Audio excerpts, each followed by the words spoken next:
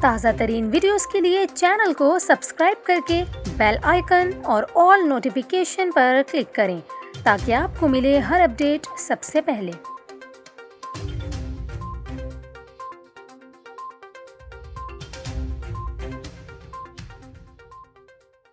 السلام علیکم ناظرین، یہاں پر آپ کو بتائیں کہ پاکستان میں کورونا وائرس کی وبا دوبارہ زور پکڑ رہی ہے اور ملک کے بڑے شہروں میں مثبت کیسز کی شرح 15% تک بڑھ چکی ہے۔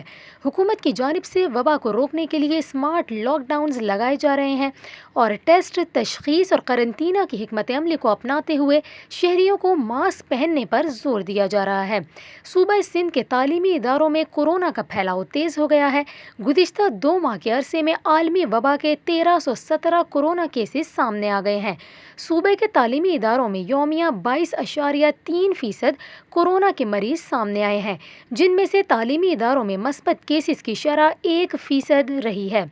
شہر قائد کے ضلع شرقی کے تعلیمی ادارے کورونا سے سب سے زیادہ متاثر ہوئے ہیں، جہاں 251 افراد میں اس وائرس کی تصدیق ہوئی ہے۔